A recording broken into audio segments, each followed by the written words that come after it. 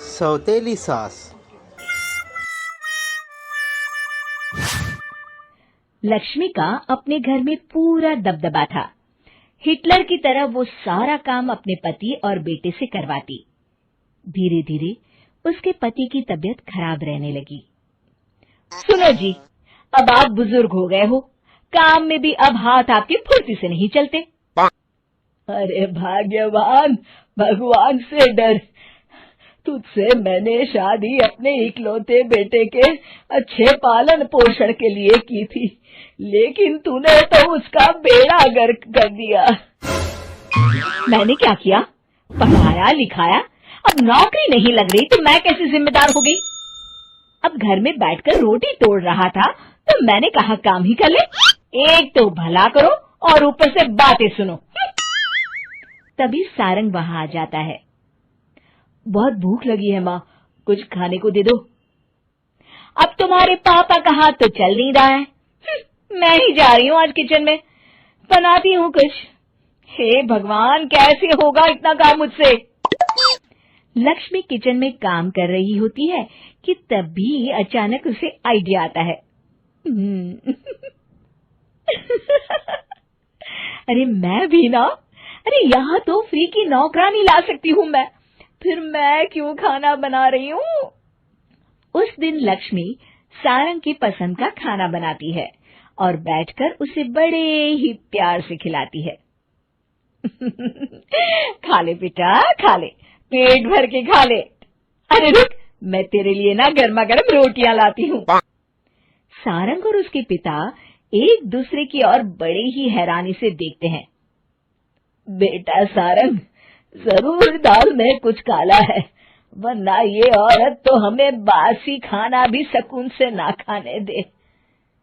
सुनील की बात लक्ष्मी सुन लेती है और जोर जोर से चिल्लाने लगती है। अरे हाँ, भलाई का तो जमाना ही नहीं रहा।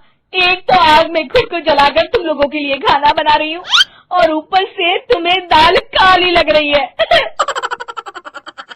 अरे माँ, पिताजी का ये मतलब नहीं था, तुम बुरा मत मानो। अरे हाँ बेटा, तू कहता है तो मान लेती हूँ। लक्ष्मी सारंग के पास बड़े ही प्यार से बैठ जाती है और फिर कहती है, बेटा मैंने ना तेरी शादी करने की सोच ली है। अब तेरे पिताजी के हाथ भी नहीं चलते तो सोच रही हूँ तेरे लिए बीवी ले आऊं। अब पता नहीं ना मैं भी कब मर जाऊं। अब ऐसे भाग्य भी कहाँ है हमारे। क्या कहा? अरे हाँ, तुम तो चाहते ही हो कि मैं मर जाऊं, लेकिन मैं अपनी प्यारी बहू का चेहरा देखे बिना नहीं मरूंगी। हाँ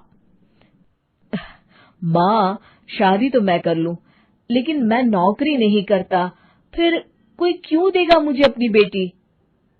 अरे क्यों नहीं देगा बेटी? इतना बड़ा घर, खेल खलियान है, किस चीज की कमी है हमारे पास? जो आएगी राज करेगी, राज। हम तो ना कर पाए राज, ये बोलो कि एक और नौकर तुम्हारे पास आ जाएगा। मैं कहती हूँ चुप हो जाओ। अरे खुद के घर का खाना बनाएगी तो क्या नौकरानी हो जाएगी? अब तुमसे तो किचन का काम होता नहीं, तो कोई तो करेगा ना। ठीक है माँ, तुम जैसा सही समझो बस। अब मेरी एक शर्त है, लड़की जो भी हो वो दिखने में कैसी भी हो या कहीं की भी हो, बस पढ़ी लिखी होनी चाहिए। अरे हाँ, ला देंगे पढ़ी लिखी बेटा, मैंने कौन सा काम करवाना है उससे। हाँ। और फिर एक दिन पास के गांव की ही रति से सारंग की शादी हो जाती है। रति दिखने में बहुत ही सुंदर थी, साथ ही साथ काफी पढ़ी लिखी थी। रति को लक्ष्मी के सौतेले होने की बात पता नहीं थी। शुरू में जब रति ने सारंग को घर का काम करते देखा तो हैरान रह गई। अरे ये तो अच्छी बात है कि आप घर का काम करते हैं, लेकिन मैं तो घर में ही हूं ना, आप क्यों कर रहे हैं जी? जाइए, आप नौकरी के लिए अप्लाई कीजिए ना। तभी लक्ष्मी वहां आ जाती है। अरे रति बहू, करने दे उसे काम। और हाँ, मेरे घर के कुछ नियम है, कायदे हैं, यहाँ बीच में ना ही बोलो तो तुम्हारे लिए अच्छा होगा। रति को लक्ष्मी की बात कुछ अजीब सी लगती है। वो समझ नहीं पाती है कि वो ऐसा व्यवहार क्यों कर रही है, लेकिन उसे लक्ष्मी के सौतेले होने के बारे में कुछ पता नहीं चलता है। फिर एक दिन तो हद ही हो जाती है।